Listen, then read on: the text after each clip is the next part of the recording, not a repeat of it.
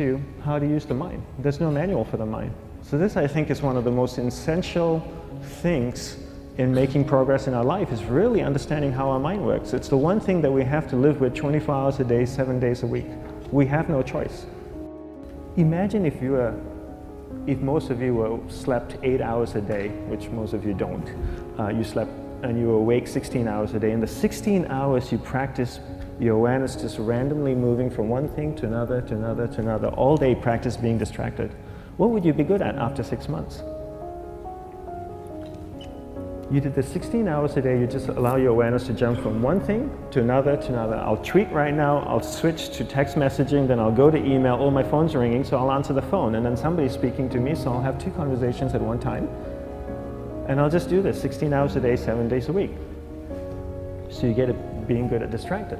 After 1 year, you're an expert at being distracted. After 1.5 years, they'll invite you to give keynote talks on being distracted.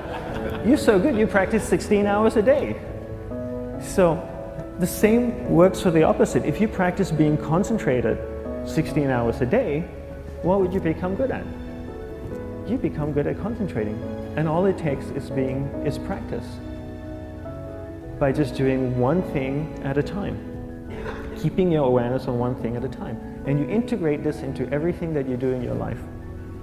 So the best way to do it is pick a few opportunities in your everyday life. For example, we all speak with people. When I speak with somebody, I give them my undivided attention. I keep my awareness on them, and the conversation is really brief. Why? Because we're concentrated. We're not being distracted. A 10-minute conversation normally just takes 3 minutes because you're just so focused. I define concentration as the ability to keep that awareness on one thing for a prolonged period of time. So if I can keep my awareness on Eric and not drift away and think about the wedding, or drift away and think about the vacation, or what I'm going to do later, then I'm concentrating on Eric. Every time it drifts away, I bring it back. And the more I practice this, the more I practice concentration. So concentration is the ability to keep your awareness on one thing for a prolonged period of time. And that's a very simple definition of concentration. How do you get better at concentration? You practice this. You practice this 24 hours a day, 7 days a week. And it's the only way to get good at it. And what's the best way to practice it? The best way to practice it is to integrate it into everything that you do in your life. Not to meditate 10 minutes in the morning. It doesn't work. You really need to look at your life the same way a sprinter in the Olympics looks at his life. You've all heard of Usain Bolt, the man that won the gold medal twice, 2 Olympics in a row, broke the world record. I don't know anything about him, to be honest.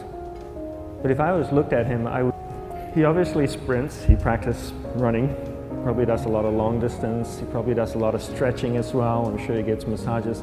He looks like he eats the right kind of food. Drinks the right amount of water, takes vitamins. His whole day is so disciplined. For what? To prepare him for 9.57 seconds. I think that's what the world record is, right? 400 meters, 9.5 or 9.57 seconds. His whole day is preparing him for that short time, not the other way around. A lot of people say, you know what, I need to be more concentrated. So you know what, I'm going to meditate in the morning, I'll sit down for 2 minutes. Okay, now I'm Zen master. And the remaining 23 hours and 58 minutes, they just go about being ordinary and crazy. How does that work? How would you change? It's not balanced at all. So if for 23 hours and 58 minutes you were not being concentrated, you allowed your awareness to jump from one thing in your mind to another thing, to another thing, to another thing, to another thing, in an uncontrolled way, what would you be good at? And out of a prolonged concentration comes the wonderful power of observation.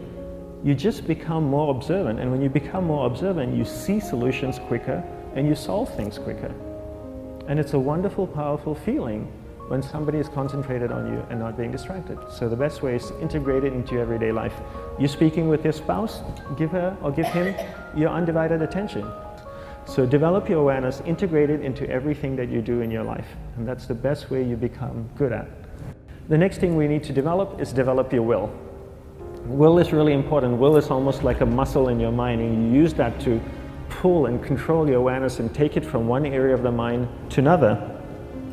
And the will needs to be developed, and same like concentration, if you don't cultivate the will, it doesn't grow.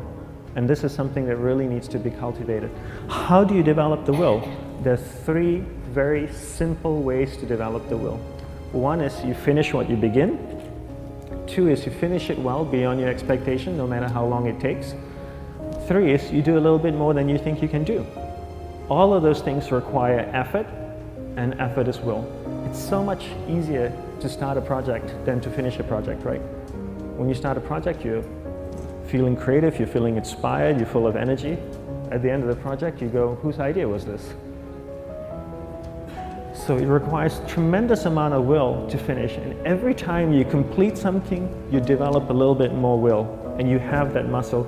And will is an amazing thing to develop, because once you develop will, that same will you can use in every aspect of your life to keep your awareness on one thing at a time, to finish projects, to see things through to the end, anything you want. The best way to develop will? Bring it into your everyday life, into everything that you do. Give you an example, the way I integrate it into my everyday life, I try and finish what I begin. So for example, going to sleep. I sleep every night, so I put on my pajamas, I floss, I brush my teeth, I go to bed, I sleep, I wake up in the morning, I make the bed. Why? Because I'm finishing what I start.